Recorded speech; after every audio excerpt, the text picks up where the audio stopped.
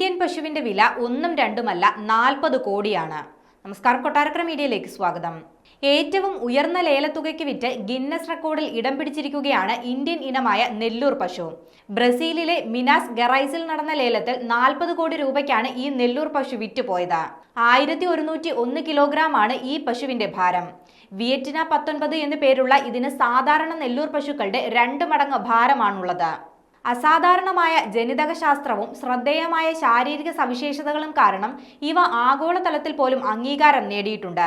ടെക്സസിലെ fort വർത്തിൽ നടന്ന champion of the world മത്സരത്തിൽ വിയറ്റ്ന 19 miss south America കിരീടവും സ്വന്തമാക്കിയിട്ടുണ്ട്.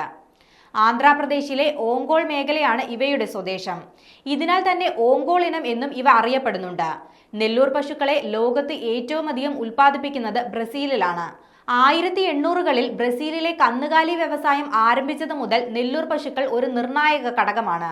അതിതീവ്ര താപനിലയെ നേരിടാനുള്ള കഴിവും രോഗപ്രതിരോധ ശേഷിയും ചിലവ് കുറഞ്ഞ പരിപാലനവും ഇവയുടെ സവിശേഷതയാണ്.